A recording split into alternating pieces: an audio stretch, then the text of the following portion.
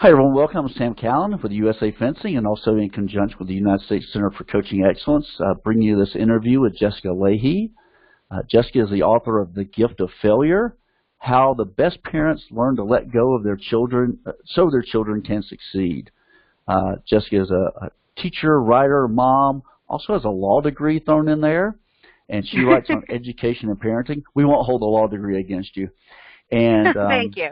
Has a bachelor's in comparative lit, as it says, from UMass, and her JD is from the University of North Carolina. That will make one of our listeners very happy who's a Tar Heel fan. All right. So, Jessica, just introduce yourself to folks and tell a little bit about your background. Then we'll kind of start talking about the book and your views on why failure is good. Well, if it helps at all, my law degree was in juvenile justice. I actually studied juvenile and education law because I thought I'd be working in juvenile court. I had been interning there for ages. I had a mentor there. I'd been working with kids who had been sexually and physically abused.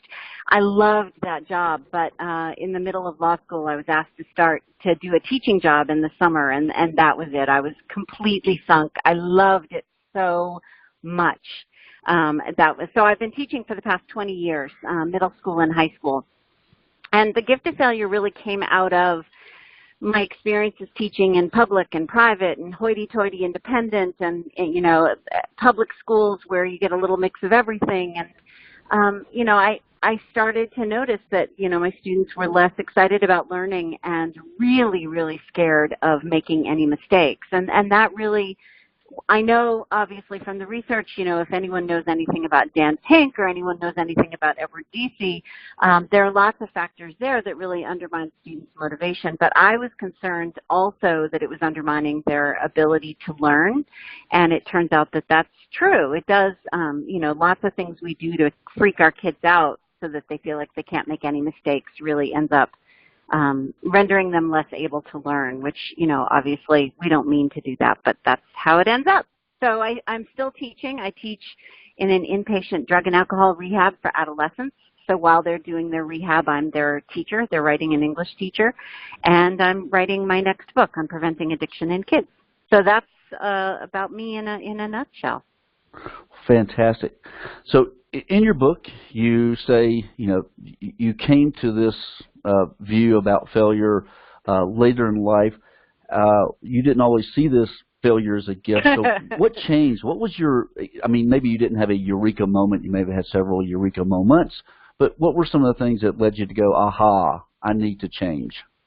Yeah, it was a string of moments, but there really was one big day that I got one of my 8th graders handed in a paper where she talked about the fact that her worry about being perfect was really leading to an inability to take any chances and to make any mistakes, and anxiety and really freaking out.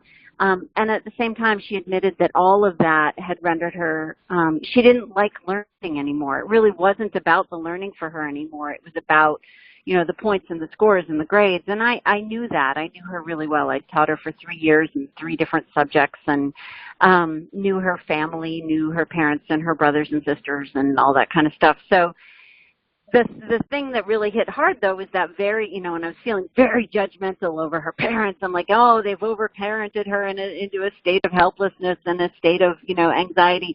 And then I went home that very same day, and this is actually in the book, and I realized that my own son, who was 9 at the time, didn't know how to tie his own shoes.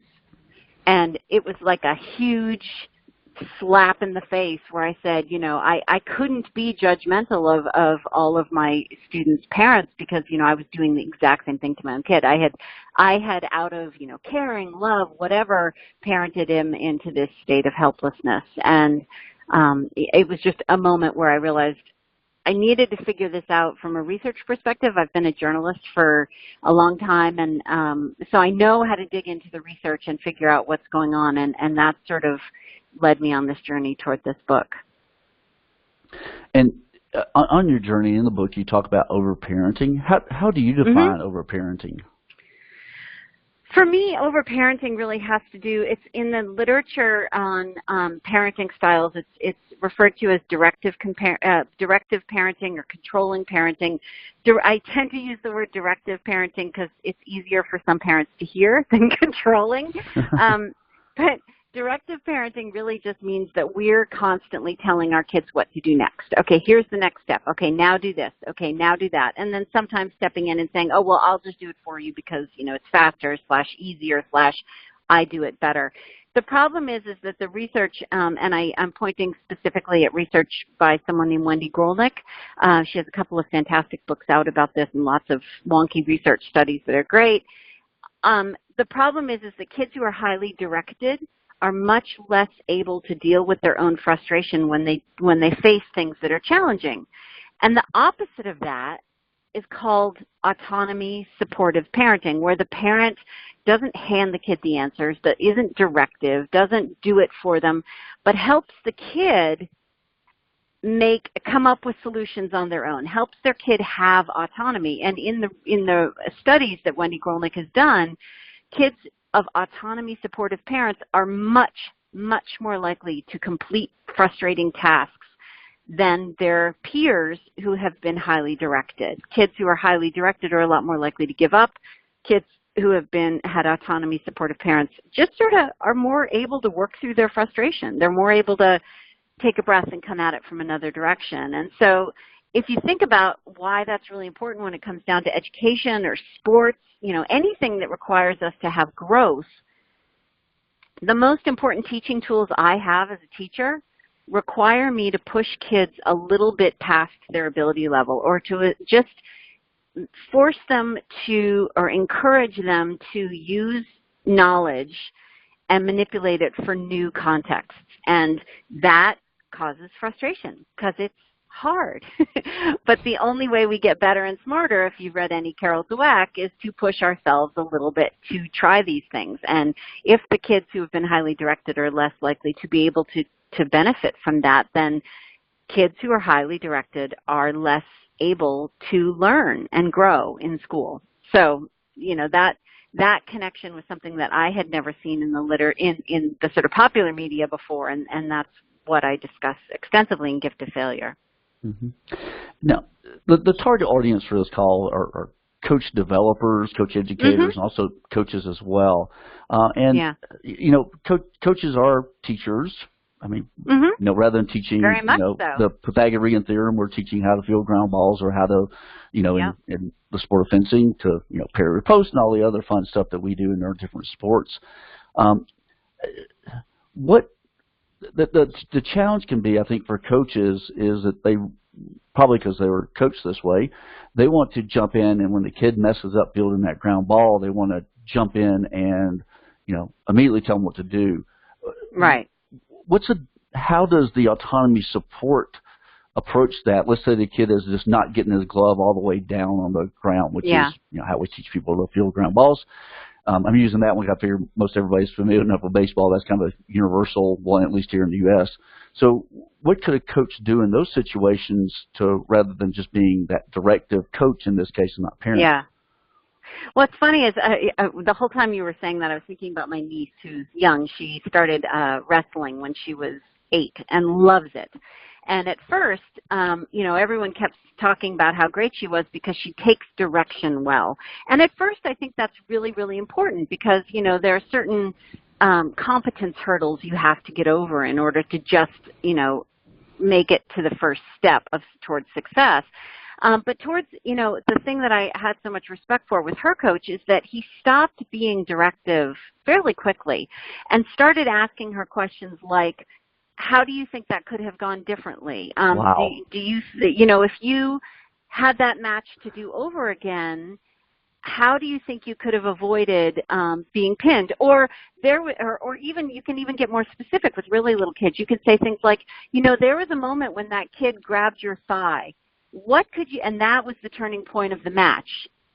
What could you have done differently in that moment? Or next time, if that happens, how can you avoid being vulnerable in that moment? And it's the same thing that I tell parents all the time. If we're trying to leave the house in the morning and your kid is going to forget everything, your job is not to say, sweetie, you forgot your backpack and your lunch and they're on the counter, go get them. Your job, the best way to help grow your kids' autonomy and to help them become more capable and competent is to say things like, oh, you know, before I leave the house, I sort of go through this mental checklist of all the things I need. I have my, let's see, I have my phone, I have my briefcase, I have my laptop, now, how about you go through yours too? What do you need today? And you can direct, you can be guiding, you can sort of help move them in the right direction, but giving them the answer, I equate it a lot to those kids that ride in the car but don't actually know how to get anywhere. They, you know, when they start driving, all of a sudden they realize, oh my gosh, I've been driven to school 100 times, but I don't actually know how to get there. Helping give kids the tools to be able to get there themselves is how we create competent kids. And coaches that are really good at that not only help kids learn, they also help kids know how to think, how to anticipate, how to problem solve when they're faced with novel situations rather than just look at the coach. Because the nice thing about watching my niece grow over time is in looking at videos of her, because my sister always sends me videos afterwards, in looking at videos of her, I noticed she looks at her coach a lot less than she used to. She's starting to trust herself that she's going to have the answers. She doesn't, and you know, she looks at her coach during a wrestling match, she's toast. Being focused and in that moment, but having her own ability to problem solve is what's going to help her be a better wrestler, not her ability to look at her coach and read hand signals. That's amazing. Well, a couple of comments on there. One is that it's super cool that your niece is wrestling. I'm going to make sure that I send a link to this to Sally Roberts of Wrestle Like a Girl, who's a friend and sometimes joins us on the calls as well. She'll be very excited to hear that. And I know there were. Oh, and it's hard, you know, she's mostly wrestling against boys still. Yeah. But man, it has really brought her out of her shell. It's fantastic. That's neat. That's neat. That's such a non-traditional sport. The girls wrestling side of that. Along those lines, and you mentioned this in the book, your own sort of troubles with adopting this new style. You find yourself relapsing from time to time, and a little bit, yeah. Yeah, and I'm very sympathetic to that because after reading Carol Dweck's work and doing a lot with that, I really changed my approach to child rearing, but every now and then, you know, relapse into old habits. She jokes in the book that she jokes in the book that she says the wrong thing with her husband all the time. So yeah, of course we relapse. We're human. Yeah, and so you know, coaches who may listen to this go, okay, I'm going to apply this. I'm going to go out. I'm going to buy The Gift of Failure, and I'm going to read it, and I'm going to do this. What are some things they can do when they relapse? Because it's going to happen more frequently early on than after a few years. But what's the best practice for those folks when they, I relapsed? Yeah. So one of the things that my publisher was lovely about is they printed these little bookmarks that have these little takeaways, and it's sort of these takeaways for parents on how to start thinking as a more autonomy supportive parent as opposed to a directive parent. And the very first thing we have to do is start thinking long term, not short term. Our players need to become better over the long term, not just in this moment when they don't know how, when they're fielding, they're trying to catch that ground ball and they're doing it wrong. What we want is not a kid who's going to catch that ground ball correctly in this moment. We want the kid that for the rest of their baseball career will know how to adapt and catch. So thinking long-term rather than short-term, and especially in parenting, because, we're constantly in that emergency mode of, oh my gosh, this homework assignment needs to be perfect, and oh my gosh, he forgot it, so I need to take it to school today, because if I don't take it to school today, he's going to get a 0 today. Well, I would much rather have a kid who in 6 months knows how to remember that homework assignment on his own than a kid who, manages to not get a 0 today. And that's a matter of stopping and rewiring our thinking, stopping for a second when you reach in to load the dishwasher for the kid and say, wait a second, do I want my kid in 6 months to be able to do this himself, or do I want it done exactly the way I want it done right now?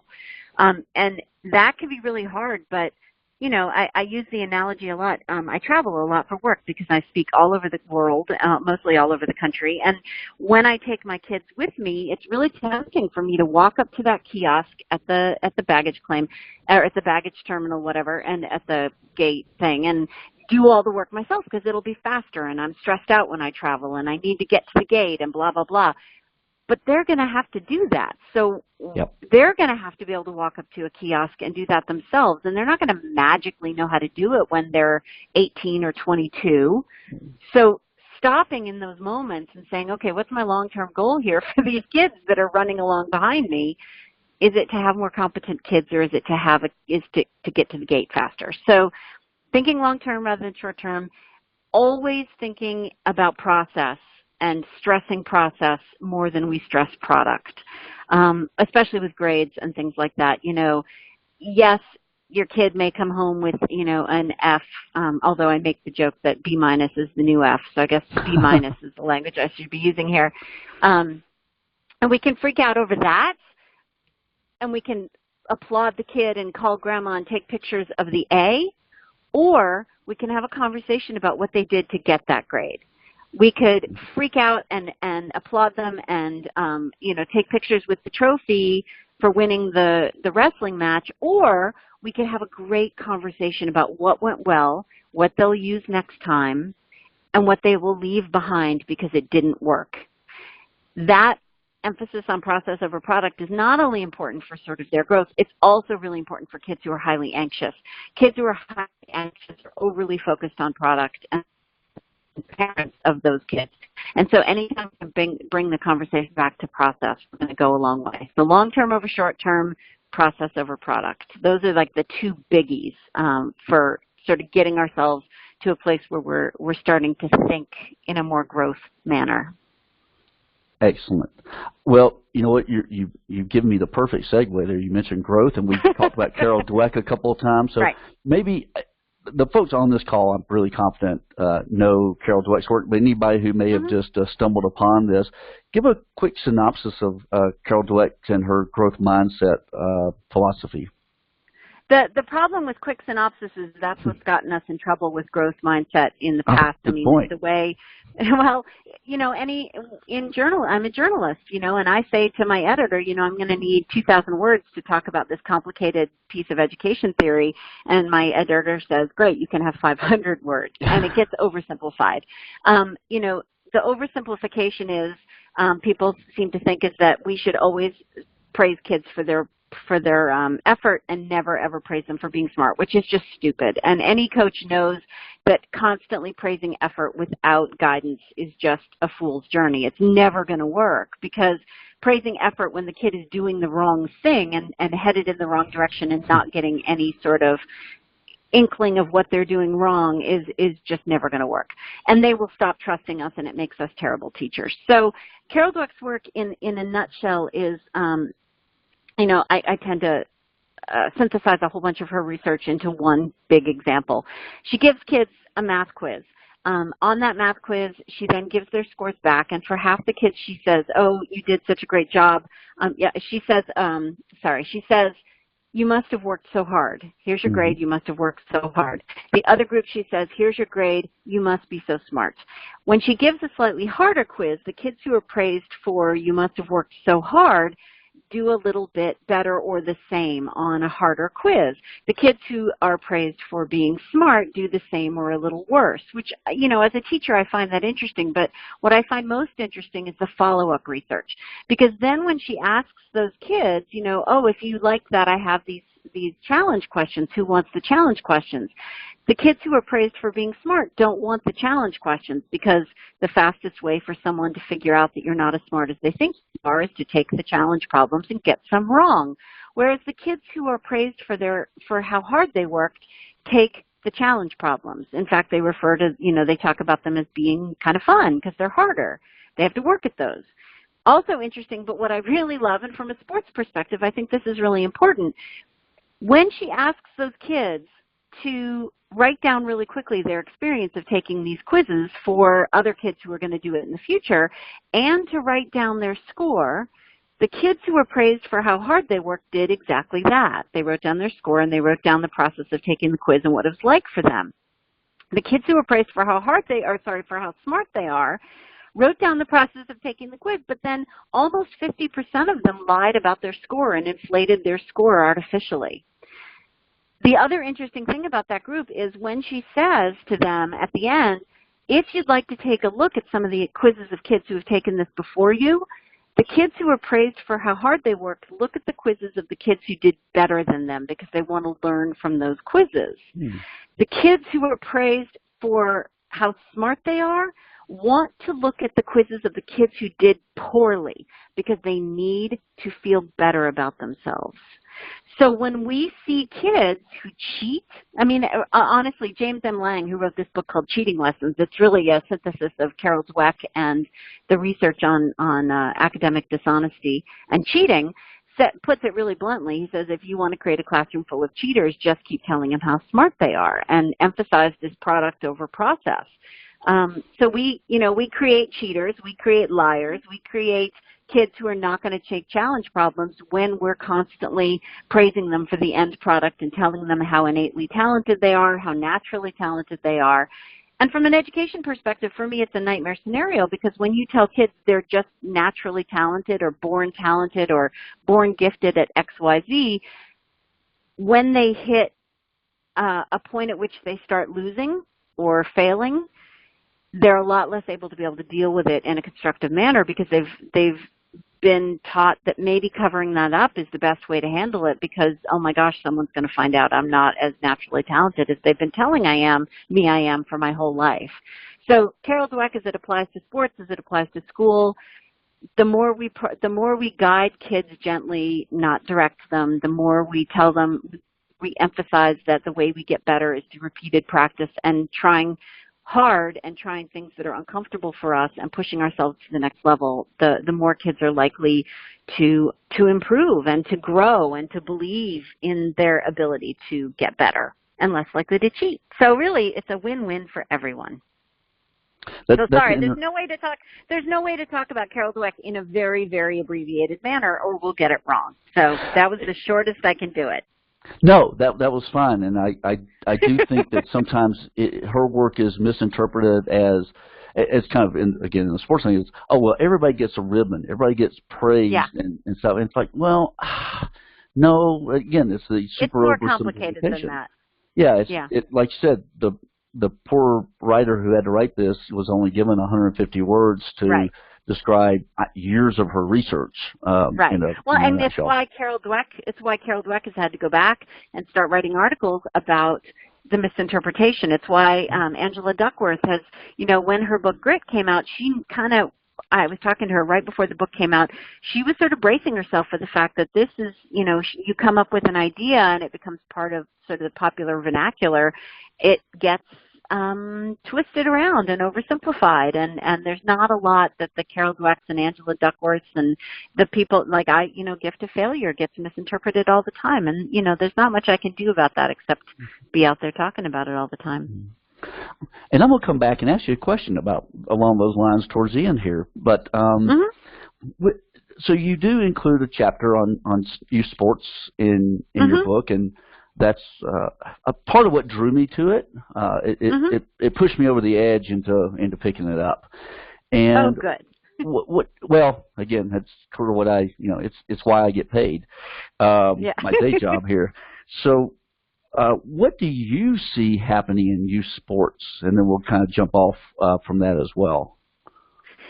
It's been really interesting. My involvement with sports until just recently was as a teacher, and for a while there, I was a teacher at Roland Hall St. Mark's in Salt Lake City at the Romark Ski Academy. I was the teacher for Keely Kelleher, who was on the U.S. ski team for 10 years, freestyle skier and mountaineer Caroline Gleich. So a lot of the athletes that I profile in there, I know from a teaching perspective, and it was really interesting to become a sports parent late in my kid's development because I have one kid who became a runner in high school, and I really got to sort of personalize, make this very personal for me. And it's been very interesting to watch. I thought I would never in a million years be one of those sports parents, and yet I wrote this piece about the fact that one day my son was in a cross-country race, and he got tripped and spiked early in the race. And, as a parent, if I had been there, I would have been like crying foul. This has got to restart. This is unsportsmanlike behavior. The magic thing that happened in that race was it was incredible to me. My son's team saw what happened, and they rallied behind him, and they carried him to the front of the pack. He made a PR that day after falling at the beginning of the race. His team came together, rallied. I mean, it was like this magical thing that happened. He's like, I can't believe it. I fell, but I PR'd because I was so determined I had to beat that kid who had this unsportsmanlike behavior in front of me. And from a mom perspective, I would have been all over the officials being like, oh my gosh.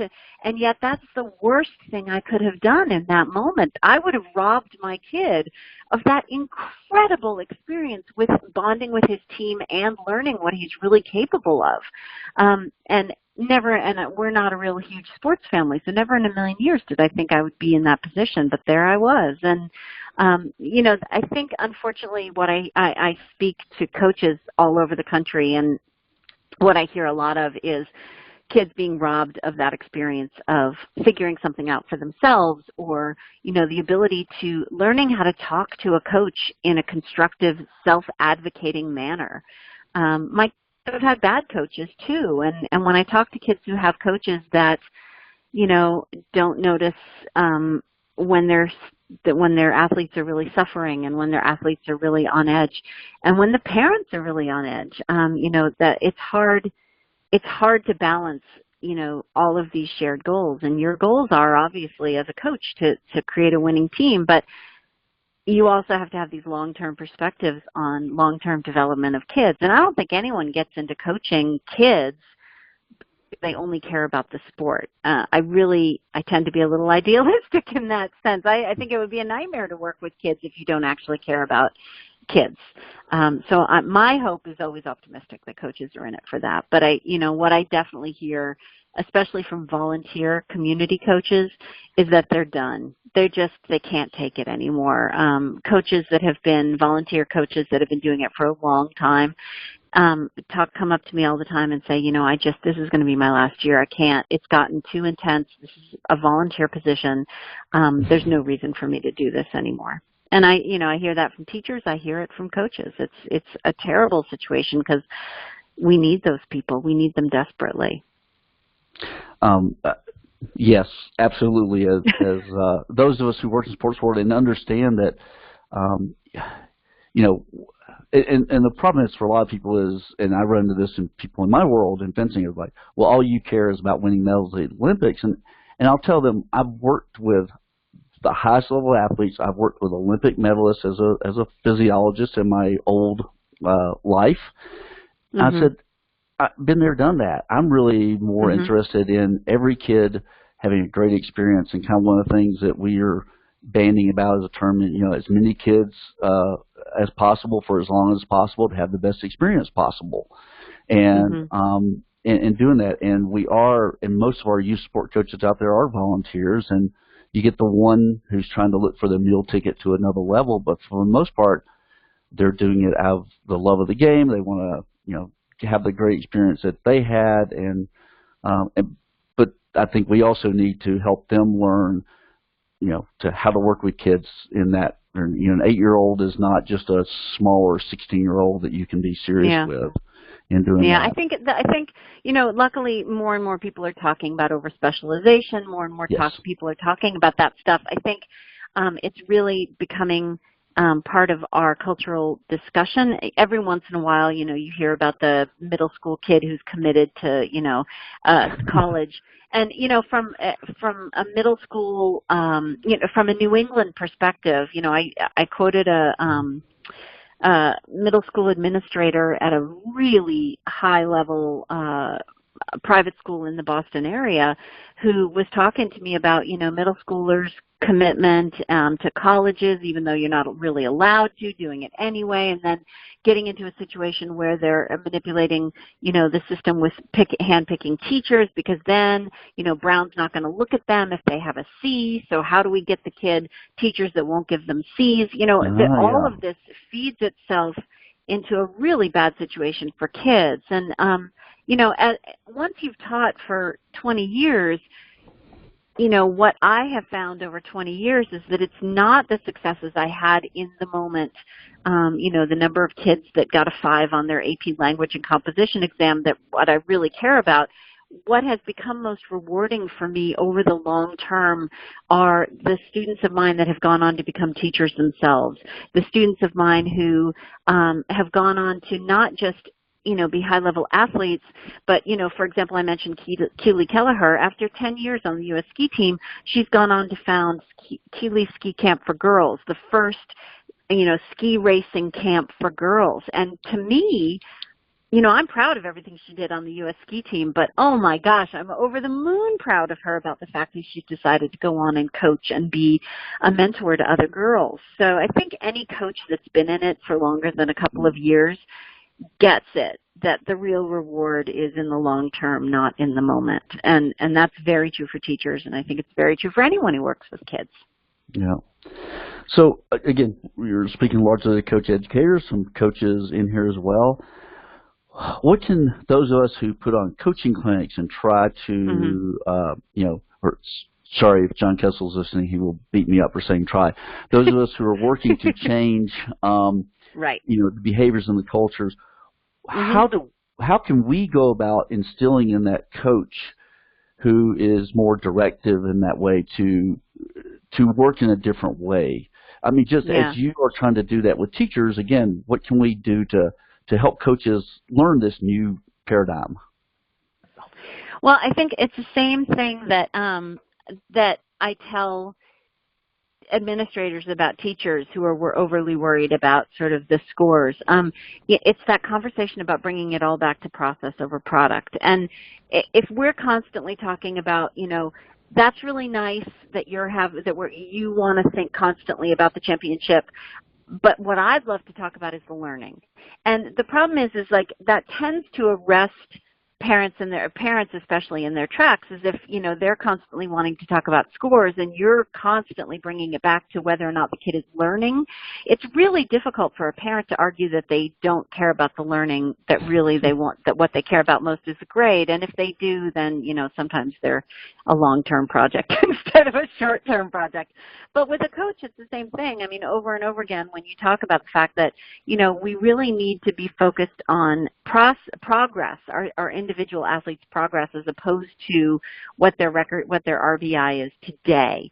That sort of constant focus on growth and growth mindset and challenges and taking challenges, but for the reasons that it's going to be beneficial to long-term growth is really, really important. And part of long-term growth has to do with injury prevention as well. I mean, my son is devastated right now, my 19-year-old son, because he really was fixated on this cross-country season coming up, and he has an Achilles injury, and that's not something that you can fix really quickly. And so it's starting to feel better, and he's antsy and he wants to put in the mileage, but he also has been talking to a coach who's like, you can't yet. This is a long-term, if you want to run in 2 years, you're going to have to chill now.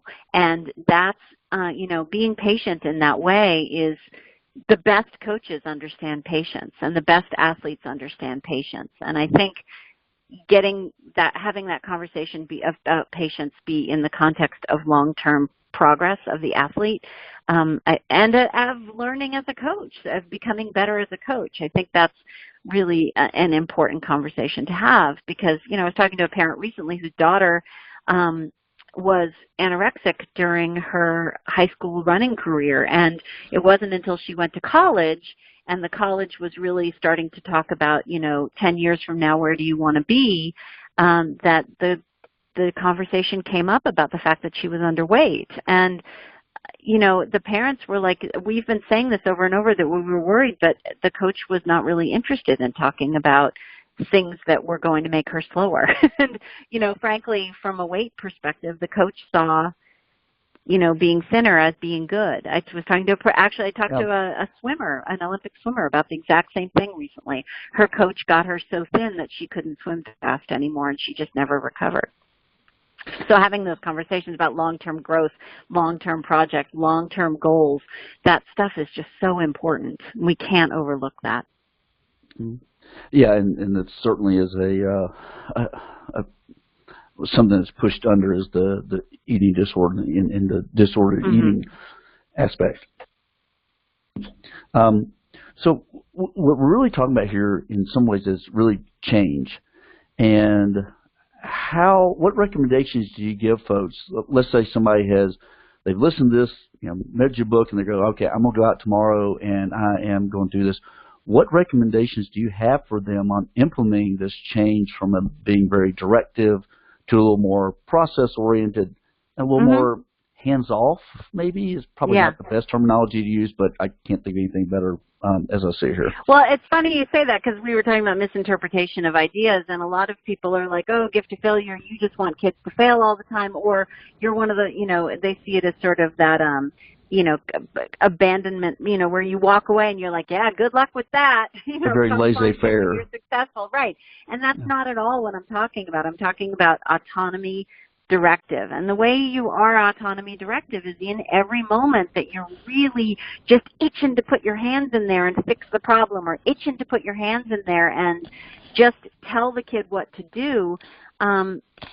You have to stop for a moment and say, is this a learning opportunity? Because every single time we step in and just give the next direction, that takes away an opportunity to ask the kid what they think the next step should be, or what do they think they could do better next time, or what do they think would have been a better solution to the problem. And those learning opportunities, it's not like we have a limit.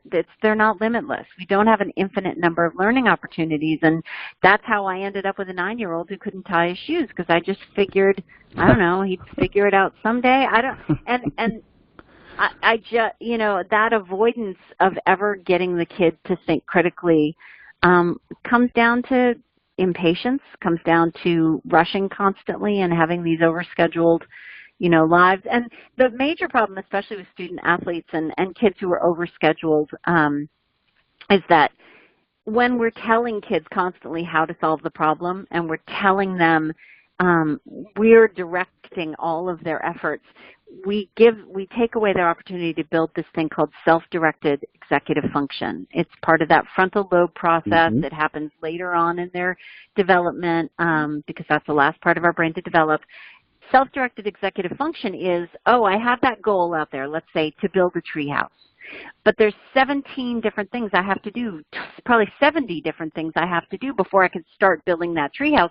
And knowing how to prioritize and knowing how to manage all of those smaller goals to get to the larger goal, that's self-directed executive function. So when we tell kids the plays and we tell them how to, you know, how to do everything from, you know, packing their athletic bag or doing it for them, we take away all of those intermediate goals and expect them to still achieve their long-term goals. And that's just not how long-term achievement works.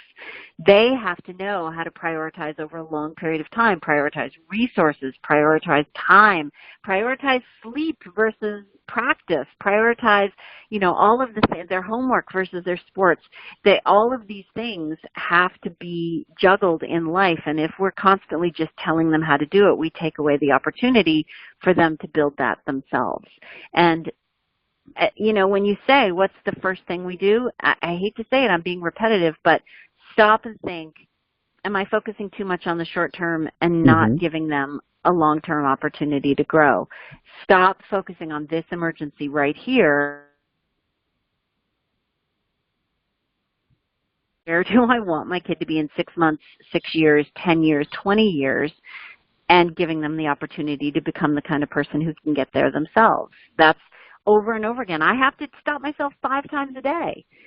Yesterday, I was out doing something with my son in the woods with a saw and an axe and a hatchet, and I wanted to do it because I know how to do it. I'm good at it. I know how to split wood, and he isn't. But the only way he's going to become more competent and not cut his toes off is by practice and doing it himself. And I can tell him how to do it. I can show him and then, you know, do a few and then show him a few and then have him do them. But if I'm constantly doing it for him, he's never going to get good at it on his own. So it's a constant struggle. Yeah. I think a lot of the examples you give in that moment of jumping in, you've given lots of examples of asking them very open-ended questions to get them thinking about it as well.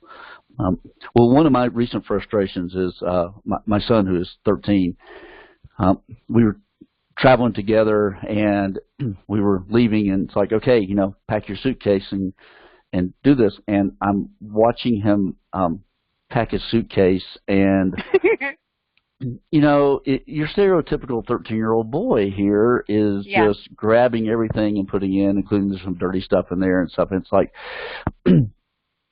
and I walked out of the room because my instinct was to, Jack, that's not how you pack a suitcase. And I also realized, I was like, well, what difference does it make? You know, in the scheme of things, he had everything in there that he needed. Right. But still, you know, it's like, okay. Oh, and then, we left for a trip recently, and I picked up my son's suitcase, and it weighed like 20 ounces. And I said, but, you know, at that point, you have a decision to make. You can say, how many days are we going for? And have them look at the calendar. I mean, from a very small age, you can say, okay, we're going for X number of days. How many pairs of socks are you going to need? And having these constant conversations where they're doing the problem solving, you're not doing the problem solving, they're doing the strategizing, you're not doing the strategizing. These are all opportunities. So, you know, you can choose to just let them walk, you know, just walk away and let them wear the same underwear for 7 days in a row. Or, you know, if that gives you this, you know, skeeves you out, you can, you know, guide them a little bit. But being directive is never going to help them.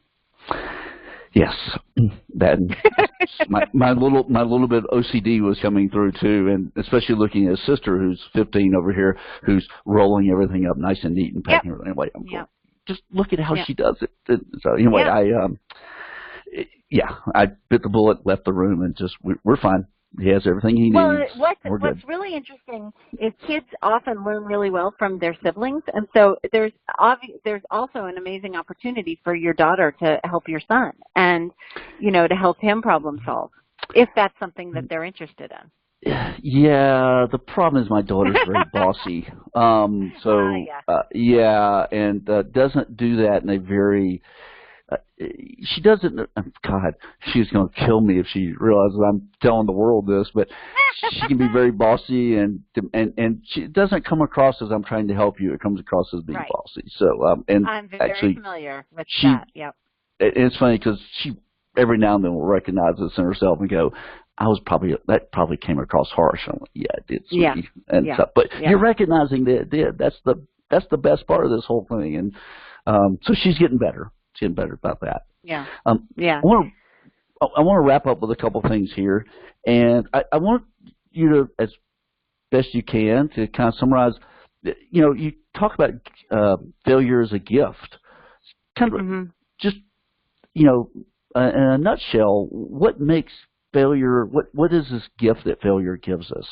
What does it allow us to do and our kids to do? Well, for kids, it gives them the opportunity to realize that they can be more competent than they think they are. And that, you know, I talk a lot about competence as opposed to confidence, because confidence with an F is really about feeling optimistic, you know, relying on someone else's opinion of you to carry you through, whereas competence is confidence based on actual experience, doing something, trying it, screwing it up, figuring out how to do it differently. I got to consult. I wrote the educational curriculum for this Amazon Kids show for little kids called the Stinky and Dirty Show. And in that show, a dump truck and a digger, Stinky and Dirty, have to figure out how to complete a task, and they have sort of preschool mindsets. And so, of course, they're going to come up with ridiculous ways to solve that problem early on. But each time they try something and it doesn't work, they figure out which things worked, which things didn't work. They discard what didn't work and keep what does work and move forward with that. And that failure that they experience is really valuable because it not only gives them the opportunity to learn from their mistakes, but it gives them the opportunity to be empathetic, to support each other, to feel competent, to feel like they can actually rebound from their mistakes and that they're not a complete failure just because they can't walk into a room and solve a problem first time. I mean, I'm sure you hear from parents all the time who say, they say, I took my daughter to her first gymnastics lessons and she couldn't do a back handspring and she's like, I'm never going to be able to do it. Forget it. I'm never going back. That ability to say, well, of course I can't do it yet. This is a yet is a wonderful word that teachers have really adopted. Of course you can't do that yet. It was the first time you tried. So that yet mindset, that thinking about, okay, well, I didn't do it right this time. I didn't do it right yet. I haven't learned yet how to do this well. That's all a byproduct of failure because I don't want kids to fail. I hate seeing my students fail. I hate seeing my own kids fail. But what I do love is watching them adapt in a positive way from failure. There's a book by Tim Harford called Adapt, and it's about business, but it's about figuring out what works and bringing that forward with us and leaving behind what didn't work and being mature enough to say, to not blame your failures on someone else, not pretend like it didn't happen, but say, oh, look, I screwed that up. What do I do now? And that's what I want. That's the gift that failure gives us, is the ability to realize that we're stronger than we thought we were, that we're more resourceful than we thought we were, that we can take feedback in a constructive way and not curl up in a ball and think that we're just total failures because we couldn't do something right the first time. And the analogy I tell my students all the time is that the first draft of Gift of Failure was a disaster, a real serious disaster. And I had to sit in my editor's office for 2 hours and hear an unbelievable amount of negative feedback. I wrote it all down. I had to hear it. I had to actually internalize it and use it and become a better writer in order to create the end product, which, was a book that ended up on the New York Times bestseller list and is a way better book than I ever could have written before hearing that feedback. That's the gift that huge, monumental, horrible failure did for me. And, I'm more proud of the fact that I created a great book out of a bad book than I am that I just wrote the book in the first place. And it's the end product is excellent. So really enjoyed it. Thank you. So this is okay. So this is bonus parenting part of this interview here, and also this is I'll admit this is a question that I'm struggling with is my son and I've got a couple of friends who have kids who are in very similar situations. Don't like taking that risk. They don't like getting outside their comfort zone. And I've looked and tried to figure this out. What has his mom and I done that has kept him from being a risk taker? And I mean, it's it's not only sort of physical stuff. Like he's not big into roller coasters or rides where you have dropping stuff, and I can kind of get that a little bit. But in other areas too, he doesn't want to reach out. How do we overcome that, fear? I think it's because he has that fear of failure, because I don't want to try anything new because I could fail. So I need some personal parenting tips here is what I'm asking for, essentially. Well, there's some good news I can share with you. As my next book is on preventing addiction in kids, I can tell you right now that kids, one of the risk factors for addiction over the long term are kids who need a lot of stimulus and love things like, I happen to love roller coasters, but love that kind of, constant adrenaline rush. And so the fact that your kid is not a huge fan of that adrenaline rush can actually be a good indicator in terms of his long-term likelihood of becoming addicted to drugs or alcohol. So I'll give you that as a little. I feel better. You've made me feel a little better already. Better about that. Thank you. But the interesting thing is, I'm a fairly brave person. I love to go out there and try stuff that I'm bad at and become good at it. I have a kid that just really does not. That didn't want to learn how to ride a bike, doesn't want to go into stores and talk to people and Yes. risk looking stupid. So for him, it's a long-term process of confidence and competence building, and starting with really low-stakes things. I told a story on Vermont Public Radio about the fact that there's a chocolate shop in Hanover, New Hampshire, that's not there anymore, that, it has a little pull-through in the front, and my son would love to go to the chocolate shop, of course. And so I started going there and going to the pull-through in live parking and handing him a $5 bill and saying, okay, go. And he would look at me like I'd asked him to do something horrible. And he would refuse it, and he'd say no. And, of course, I don't care if he goes into the chocolate shop or not. And so I'd say, okay, fine, and we drive away. For about a year, that's what happened. I would start to pull in, and I would go to hand him the money, and he'd say, nope, I'm not going in by myself, and I'd say, fine. And finally, after about a year, maybe a year and a half, he took that $5 bill, and he went in, and he told the woman behind the counter what he wanted, and she was lovely to him, and that was a huge first step for him in terms of being able to talk to people in stores. And it was a low stakes, low pressure. There was, Sure. The only thing pressuring him to do it was his need for some chocolate. So I didn't care. I didn't think less of him because he didn't do it. It just, I had a long-term goal in mind. And, going into stores and asking for things has become something that's much easier for him. And the nice PS on that story is the woman who owned the chocolate shop told me actually that the person who ran the chocolate shop where she was growing up was really mean, and the kids were really scared to go in there. Oh. And so she wanted to open a chocolate shop. Like, one of her goals was to open a shop where kids would feel comfortable coming in by themselves. And so she cried when I told her that we were going to miss the shop, not just because, we missed the chocolate shop, but because it had been an incredibly important part of my child's development as a human being and as a competent person. So pick those small, low-stakes moments to give your kids the chance to self-advocate, even if it's saying, I don't want to do that, it makes me feel sick to my stomach, like a roller coaster. That's them self-advocating, and that's really important.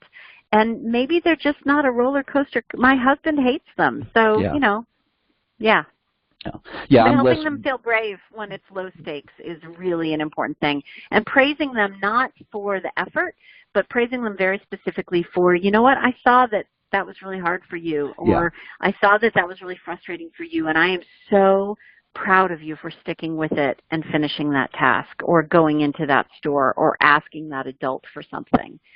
That's a really important way to support them. And that chocolate is a great motivator. So, well, and in general, extrinsic motivators are terrible motivators. Trophies and grades and scores and paying for grades. Those are really terrible for motivation. But sometimes, really the reward for him was not just the chocolate; it was the fact that he did it himself. Sure. Yes. I agree. So I'm going to put us in Q&A mode here real quick while I ask this last.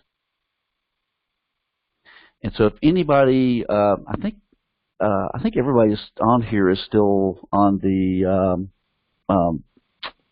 internet, it's logged in. So Ken, I'll get to your question in just a second. But let me wrap up with this one. Is what is it that people get wrong about your book and your idea?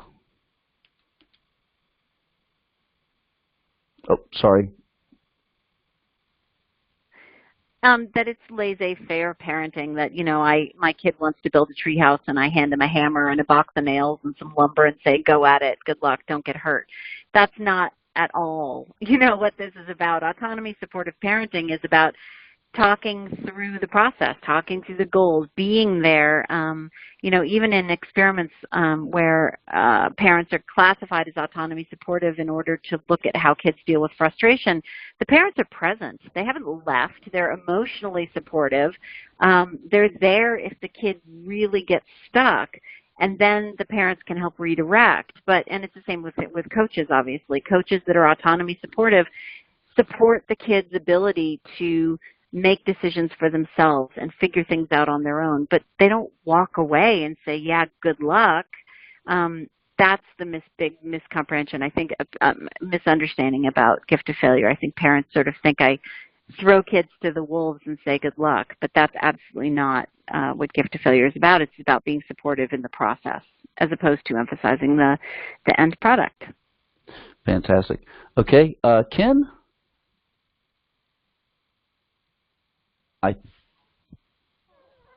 Ken, I think that you're...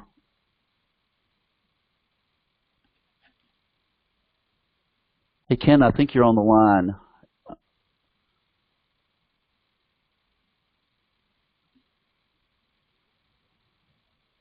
Okay, I thought Ken was in the queue there, but I'm not hearing him. I'm not hearing either. Can you hear me now? Oh, there we go. Yes.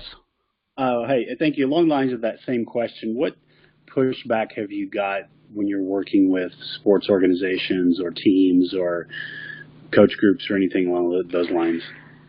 Yeah, so, and I hate to point at one area of the country, but I speak a lot in Texas. I speak a lot in the Dallas area, in the Austin area, and there are two main things I talk about with teachers. When administrators ask me, for example, how they can make really change school climate to be more about process and less about product, I tell them that every time I go to a school, the very first thing I do is walk through the main front door that a new kid would be walking through when they come into the school.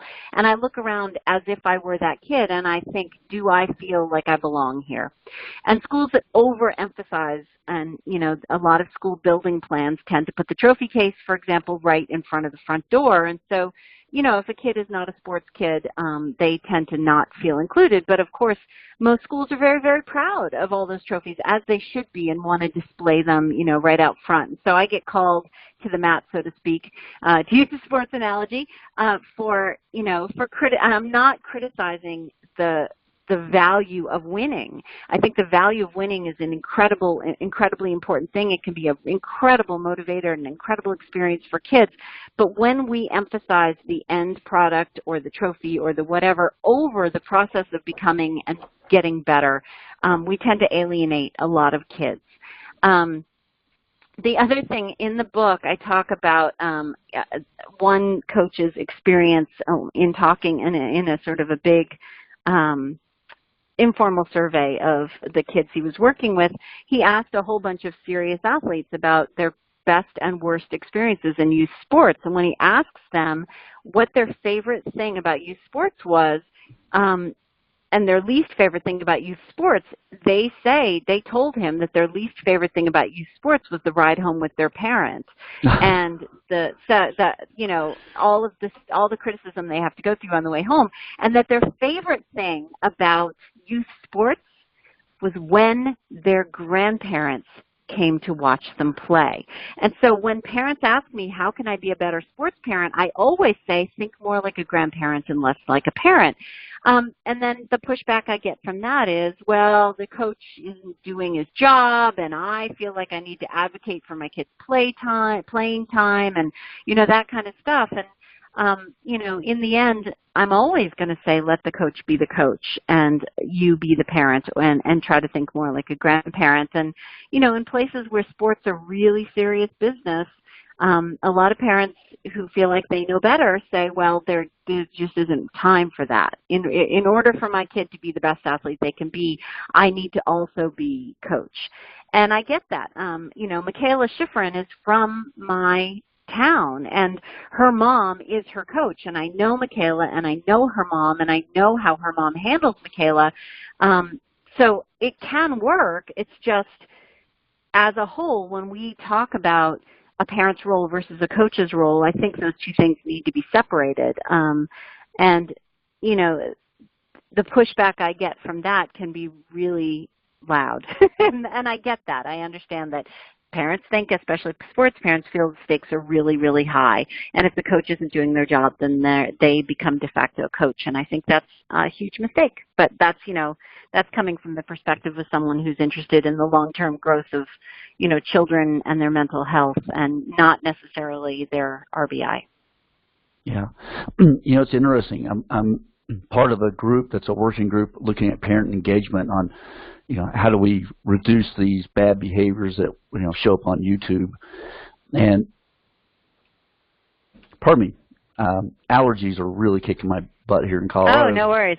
Yeah, and I like this idea of they love it when the grandparents come. So maybe our thing should be more like a grandparent with your kids at sporting events. That's a fascinating. I'd never heard that part of it before. I've heard the kids dreading to drive home because they get it's a debrief like a Navy SEALs would do after a combat mission, which actually are probably less intense than what parents are giving kids. If you listen to my interview with Dan Coyle, he talks about that a little bit.